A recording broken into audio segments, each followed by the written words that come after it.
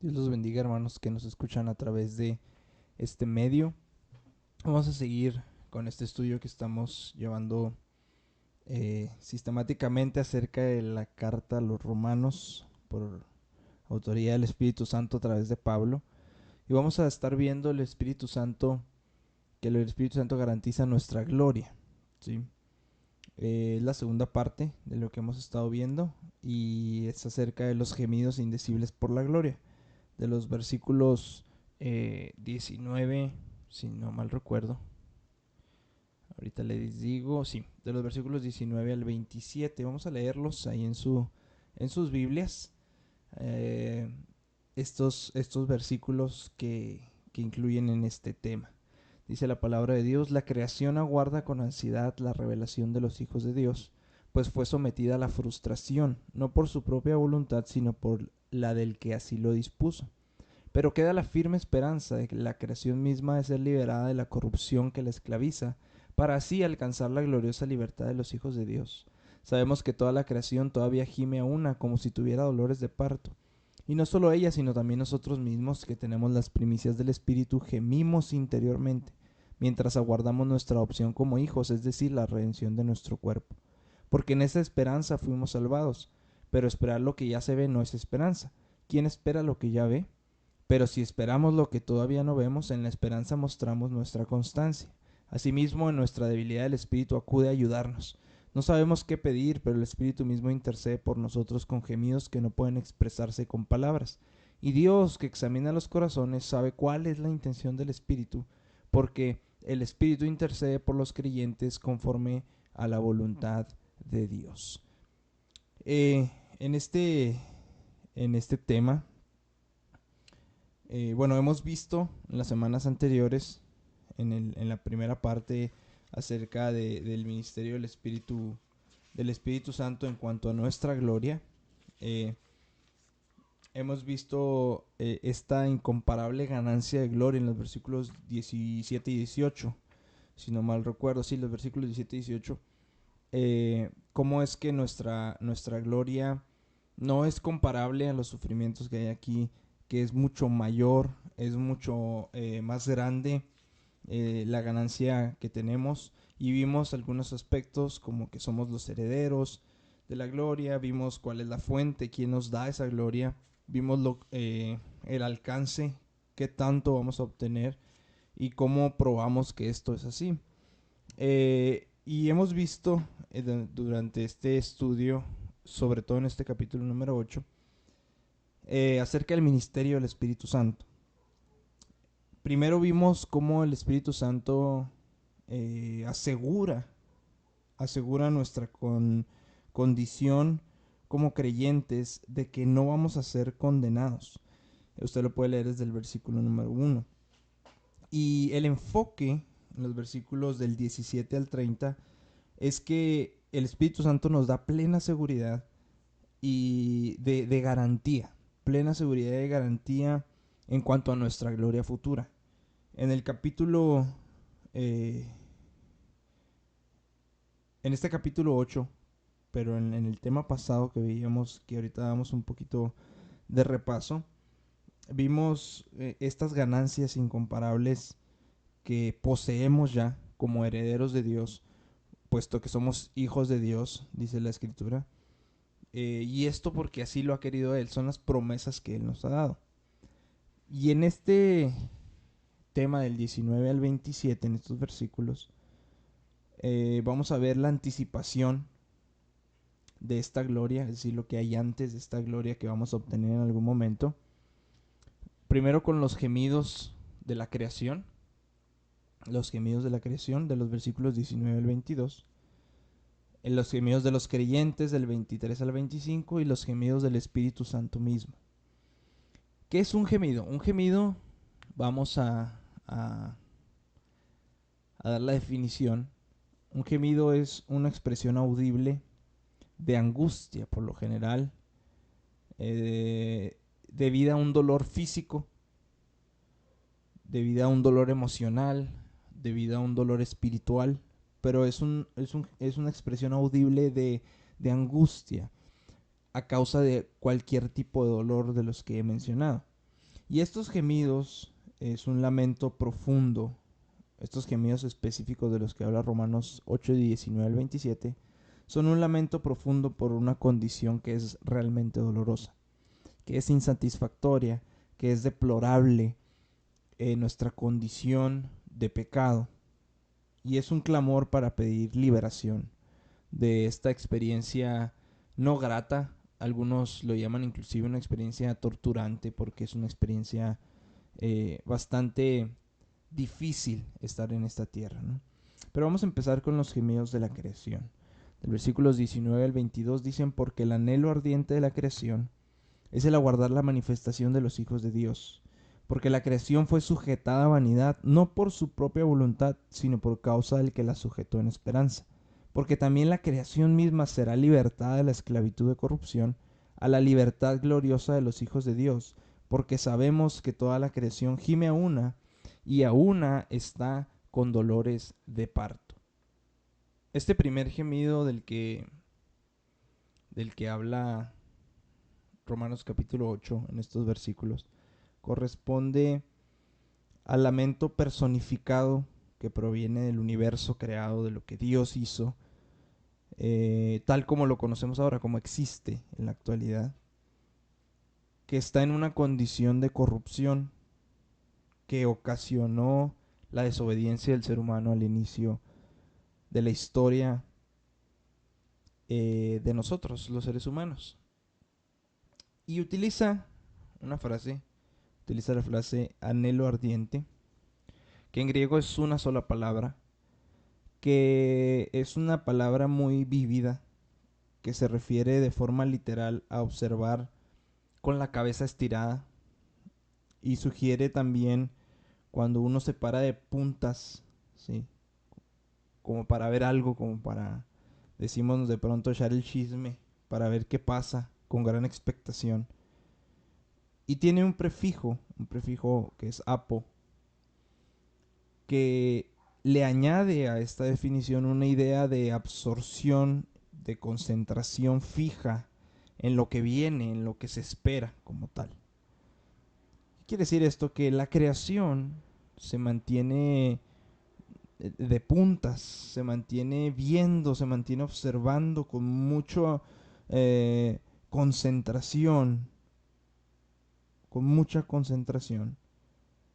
aguardando la manifestación de los hijos de Dios.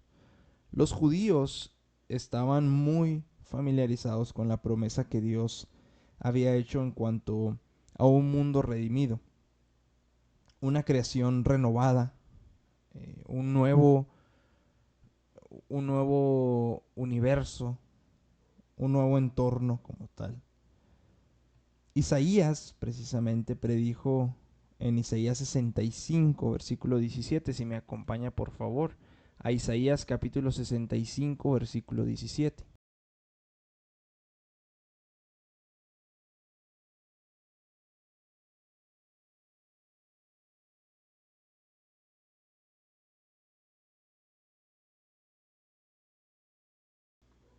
Isaías capítulo número 65, versículo 17 dice: porque he aquí yo crearé nuevos cielos y nueva tierra, y de lo primero no habrá memoria, ni más vendrá el pensamiento.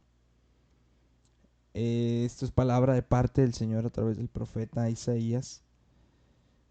Entonces los judíos anticipaban, sabían que venía un tiempo glorioso cuando todo el dolor, toda la opresión, toda la esclavitud, toda la ansiedad, toda la tristeza, toda la persecución, todo el dolor, todo esto iba a terminar por completo, y que el Señor iba a establecer en su propio con su propia mano un reino perfecto, un reino de paz, un reino de justicia como tal. Los judíos sabían acerca de las promesas de Dios. Inclusive existen escritos judíos no bíblicos que reflejan ese anhelo. Por ejemplo, el Apocalipsis de Baruch. Hay una descripción, es una utopía en realidad, acerca del futuro que ha sido esperada por mucho tiempo. Está en Apocalipsis de Baruch, capítulo 29, versículo 5, y dice lo siguiente, dice: la vid dará 10,000 veces más su fruto, y cada vid tendrá 1000 ramas, y cada rama producirá 1000 racimos, y cada racimo producirá 1000 uvas, y cada uva una garrafa de vino. Y los que han tenido hambre se regocijarán, y además de eso contemplarán maravillas todos los días, porque saldrán vientos de delante de mí para traer todas las mañanas la fragancia de frutas aromáticas, y al final del día nubes que destilan el rocío de la lozanía. Entonces, siempre ha sido o ha estado presente en los judíos la promesa de algo nuevo de parte de Dios, de algo que termine con todo lo que hay y todo lo que conocemos. Hay algunas secciones también de los oráculos sibilinos que registran expectativas similares. En el 3, del 20 al 33 es más o menos, de estos oráculos dice, y la tierra y todos los árboles y los rebaños incontables de ovejas darán su fruto verdadero a la humanidad, de vino y de miel dulce y de blanca leche y de maíz, que para los hombres es la dádiva más excelente de todas. Más adelante también, en el 3, del 44 al 56, dice, la tierra, la madre universal, dará a los mortales lo mejor de sus frutos en cantidades incalculables de maíz, vino y aceite. Sí, del cielo vendrá una dulce porción de miel exquisita. Los árboles darán sus frutos correspondientes y abundantes rebaños y vacas y corderos de oveja y cabritos de ibises. Él hará que manen fuentes dulces de leche blanca, y las ciudades estarán llenas de cosas buenas, y los campos estarán atiborrados. No habrá espada alguna en toda la tierra, ni clamor de guerra. La tierra no será más conmocionada, y tampoco habrá más sequía en toda la tierra, ni hambre o granizo que destruya las cosechas. Esto es lo que dicen algunos de los escritos no bíblicos por parte de los judíos.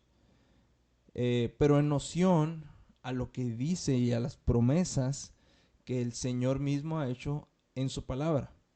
La creación, cuando hablamos de la creación, aquí se salieron todas juntas los puntos, entonces vamos a ver el punto número 1, ¿no? Cuando hablamos de la creación, dice, porque el anhelo ardiente de la creación, aquí no incluye a ángeles, eh, porque sí son seres creados, pero no están sujetos a corrupción como nosotros.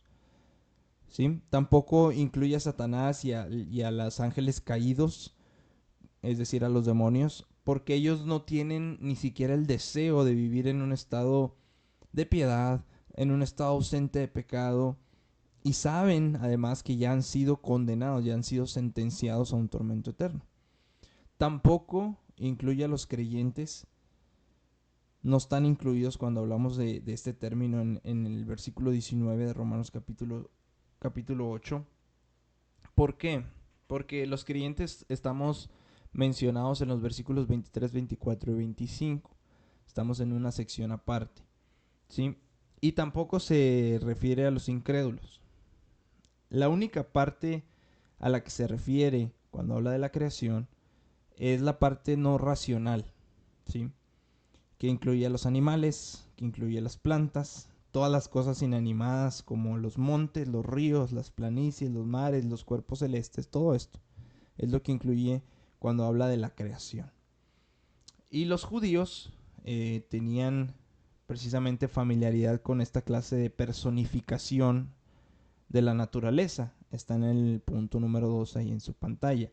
Vamos a leer estos dos versículos para que nos demos cuenta de esta noción, de esta forma en la como ellos veían y ven, inclusive en la actualidad, la naturaleza.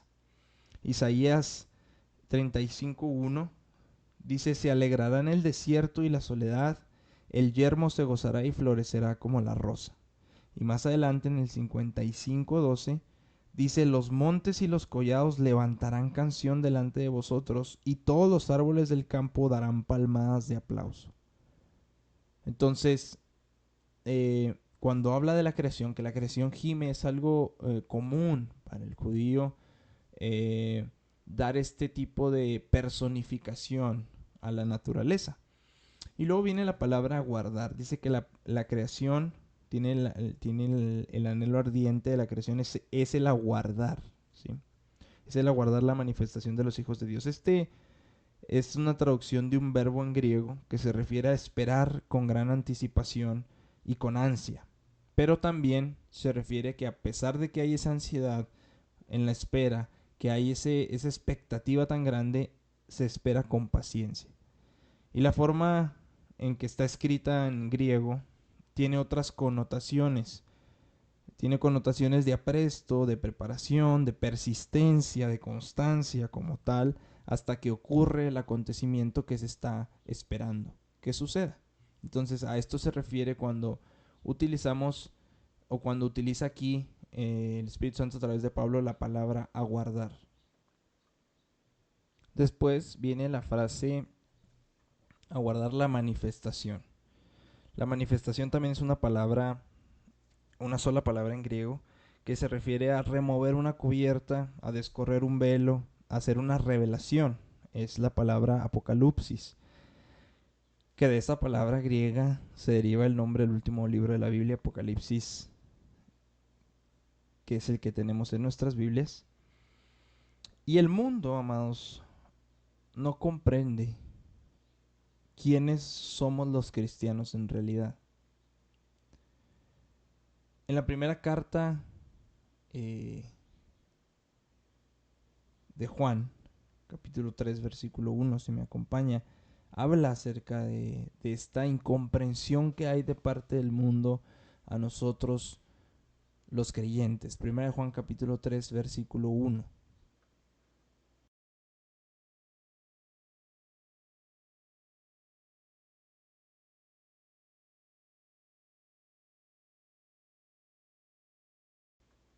Primera de Juan 3, 1 dice: Mirad cuál amor nos ha dado el Padre para que seamos llamados hijos de Dios. Por esto el mundo que no nos conoce, porque no le conoció a Él. ¿Sí? Entonces, en la era presente, en la era en la que estamos viviendo los creyentes, el mundo es incapaz de distinguir entre cristianos y no cristianos. Y mucho es nuestra culpa, ¿verdad? Pero las personas que se llaman a sí mismas cristianas, pues caminan, se visten, hablan muy parecido a todos los demás. Muchos incrédulos inclusive tienen importantes y muy buenas normas de conducta, y muchos cristianos dan poca evidencia de salvación. Sin embargo, en el momento en que Dios ya tiene preparado y Dios ya ha señalado, va a revelar quiénes son suyos y quiénes no. Va a haber esta separación, dice la Escritura, entre las ovejas y los cabritos como tal, que es el momento en la manifestación de los hijos de Dios. ¿Sí? Colosenses capítulo 3, versículo 4. La redención de nosotros como creyentes. En ese momento va a suceder esta separación que estamos esperando. Acompáñeme a Colosenses capítulo 3, versículo 4.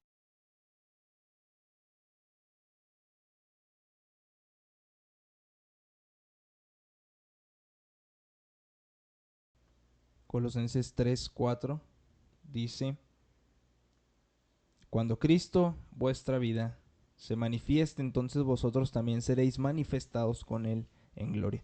Ahí, en ese momento, todos los creyentes vamos a quedar eternamente separados del pecado y de nuestra condición humana no redimida. ¿Para qué? Para ser glorificados con la santidad y con el esplendor propios de nuestro Señor Jesucristo. Él mismo va a darnos esa glorificación, esa santidad, ese esplendor glorioso con el que Él ya está revestido. Cuando Adán y Eva pecaron, sabemos que desobedecieron el mandato de Dios, sabemos que fueron castigados, pero también la creación, la tierra, el resto del mundo quedó bajo maldición y se volvió corruptible. Mire, acompáñame a Génesis 3, 17 al 19 para leerlo, para leer la sentencia que Dios da a Adán y que afectó a toda la creación. Génesis capítulo 3, versículos 17 al 19.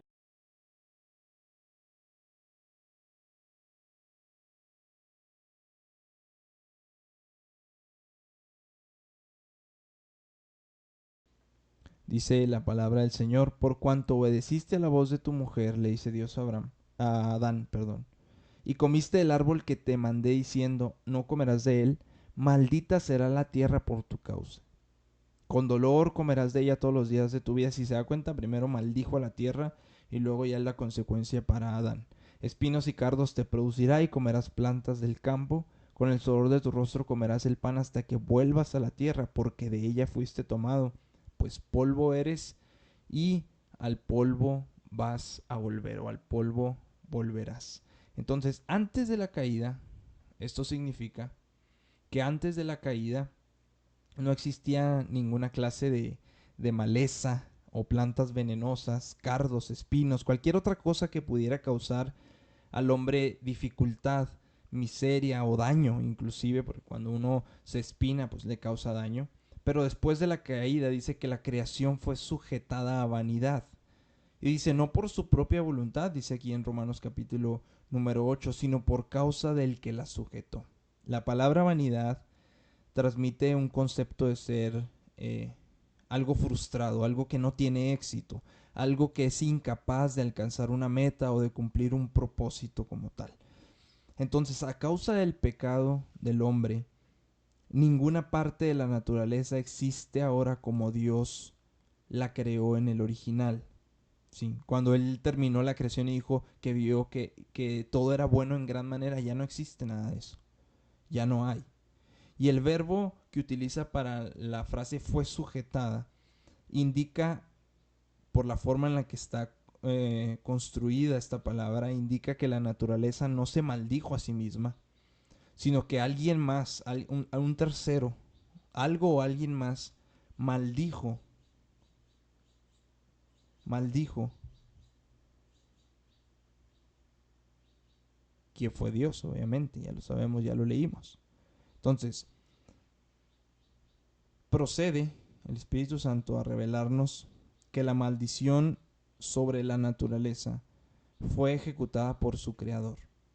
Dios mismo fue quien sujetó la naturaleza a futilidad, a vanidad, a despropósito. Y hay diversas organizaciones, agencias en el mundo que cuidan el medio ambiente, que hacen esfuerzos bastante nobles para proteger, para restaurar recursos, para restaurar algunas secciones y proteger algunas secciones, algunas especies inclusive de animales. Eh, pero a pesar de los esfuerzos del hombre, no hay forma de revertir el curso de corrupción que ha devastado continuamente al hombre y al medio ambiente donde vive el ser humano desde la caída. Y es tal la capacidad destructiva del pecado, amados. Esto es lo que debemos de aprender. Que la desobediencia de un solo hombre trajo todo lo que vemos ahorita. Descomposición, enfermedad, dolor, muerte, desastres naturales, contaminación. Todo lo que vivimos en la actualidad fue a causa del pecado de un solo hombre. Y no va a cesar esto hasta que el que envió la maldición se encargue de quitarla y de crear un nuevo cielo y una nueva tierra que tenemos prometida. Segunda de Pedro capítulo 3 versículo 13. Acompáñeme por favor ahí en su Biblia. Segunda de Pedro 3:13 y Apocalipsis 21:1 si busca los dos de una vez.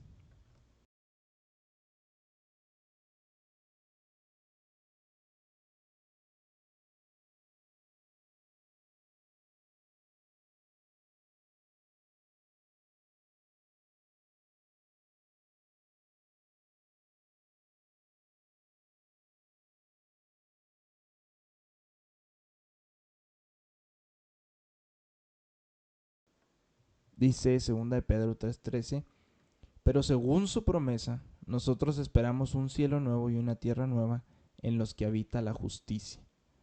Y en Apocalipsis 21:1 dice, después, vi un cielo nuevo y una tierra nueva, porque el primer cielo y la primera tierra habían dejado de existir, lo mismo que el mar. Entonces esta es la promesa que nosotros tenemos, pero lo que quería apuntar es el esfuerzo inútil del hombre, que si bien en algunos aspectos es loable, pero es algo que no se detiene y que no se va a detener hasta que se ha destruido todo por completo. Un naturalista que se llama John Muir, o se llamaba John Muir, escribió, según él, que la naturaleza está libre de caída y de depravación. Dijo que el hombre constituye un toque perjudicial. Y los ambientalistas, los que son muy fanáticos, son muy idealistas, defienden que deberíamos llevar un estilo de vida relajado, sin complicaciones. Ellos lo denominan como debemos de vivir en armonía con la naturaleza. No sé si usted lo ha escuchado en algún medio de comunicación. Y han llegado a exigirle al gobierno que nos lleven de vuelta la vida que se llevaba durante el oscurantismo. Básicamente, no lo dicen de esta manera, ¿verdad? Pero es básicamente lo que tienen en mente. Cuando según ellos dicen que la gente y la naturaleza estaban en armonía. Sin embargo, todas las corrupciones del medio ambiente caído y decadente de nuestra actualidad y de la actualidad cuando sucedía en el tiempo de oscurantismo, han sido afectadas por el mismo hombre. Y han traído tecnología, ha traído la industria, pero también se diferencian en el sentido de que probablemente las condiciones de vida más nefastas y más tristes fueron en ese momento donde ellos dicen que el ser humano vivía en armonía con la naturaleza. La enfermedad, ciertamente, y la muerte, en ese entonces, los riesgos que se corrían al quedar expuestos a los elementos y a los desastres naturales fueron mucho mayores en el pasado que en la actualidad. Y cuando la gente supuestamente estaba viviendo más cerca de la naturaleza, en realidad tenía menos comodidad, sufría más, había tiempos más difíciles, había más enfermedad y todos tenían una vida más corta la que se vive ahora.